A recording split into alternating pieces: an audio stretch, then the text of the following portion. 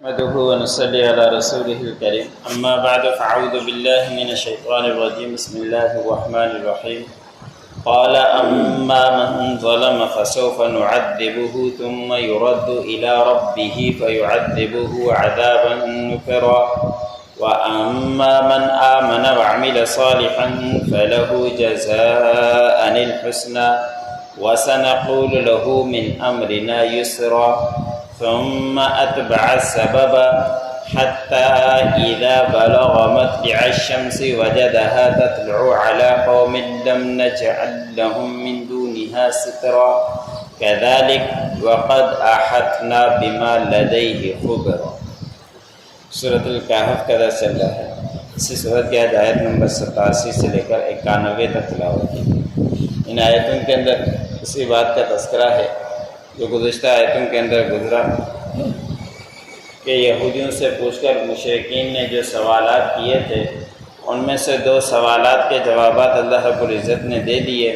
تیسرے سوال کا جواب ان آیتوں کے اندر چل رہا ہے۔ انہوں نے تیسرا سوال یہ کیا تھا کہ ذوالقرنین کون تھا اور اس نے کیا سفر کیا، کہاں سے سفر کیا، اس کے بارے میں آپ بتلائیے۔ تو اللہ رب العزت نے اسی ذوالقرنین کے بارے میں تذکرہ بیان فرمایا ہے۔ ایک سفر کا تذکرہ گزشتہ آیت کے اندر گزرا کہ انہوں نے سورج کے نکلنے کے غروب ہونے کی جگہ پر پہنچے تو اللہ رب العزت نے ان کے پاس انتظام دیا تھا، سامان دیا تھا، بادشاہت دی تھی، اور کچھ مفسرین نے لکھا ہے کہ نبوت بھی ان کو ملی تھی۔ تو انہوں نے اپنے سامان کے ساتھ سفر پہلا کیا یا ایسے مقام پر پہنچے جہاں سورج غروب ہو رہا تھا۔ تو اس وقت جو نبی کا کہتے ہیں کہ ذوالقرنین نبی تھے، وہ اسی لفظ سے کہتے ہیں کہ اللہ رب العزت نے قلنا، کہ اللہ رب العزت نے ان سے کہا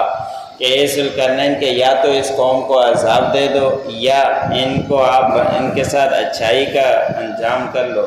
جو کافر لوگ ہوتے ہیں ان کے ساتھ 2 ہی کام کیے جاتے ہیں، یا یہ کہ ان کے ساتھ صلح کی جائے، ان کو راہ راست پر لانے کی دعوت دے دی جائے، راہ راست پر آ جائیں تو ٹھیک ہے،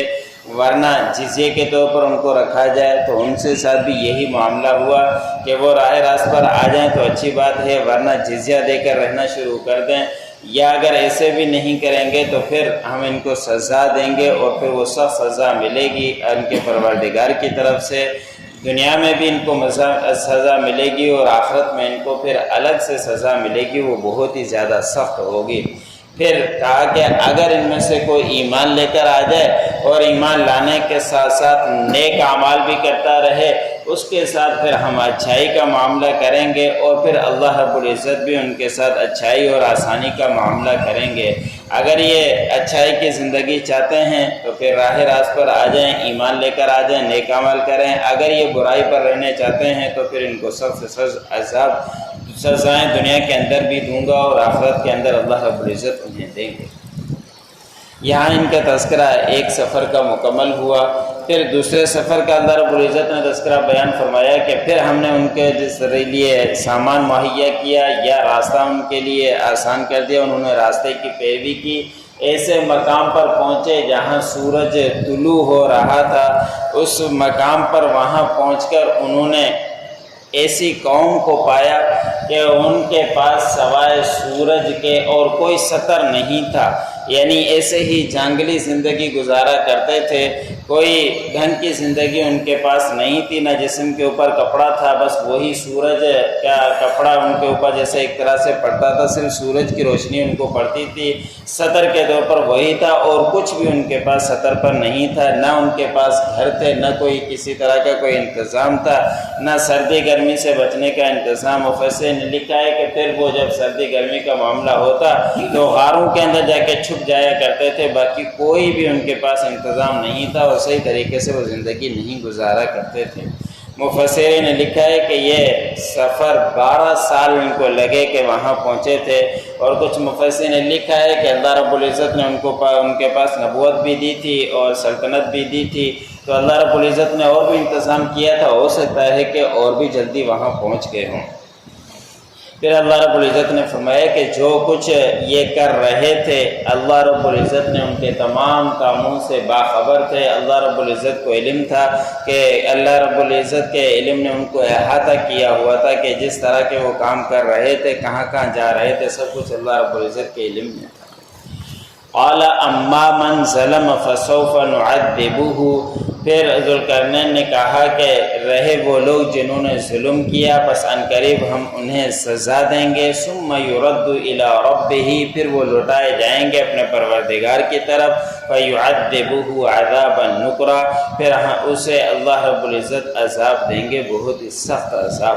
وَأَمَّا مَنْ آمَنَ وَعَمِلَ صَالِحًا، اور رہے وہ لوگ جو ایمان لے کر آ گئے اور ایمان لانے کے بعد نیک اعمال کیے، فَلَهُ جَزَاءً الْحُسْنَىٰ، پس ان کے لیے اچھا بدلہ ہے، وَسَنَقُولُ لَهُ مِنْ أَمْرِنَا يُسْرًا، تاکید ہم کہیں گے ان کے لیے ہمارے اپنے کام میں آسانی۔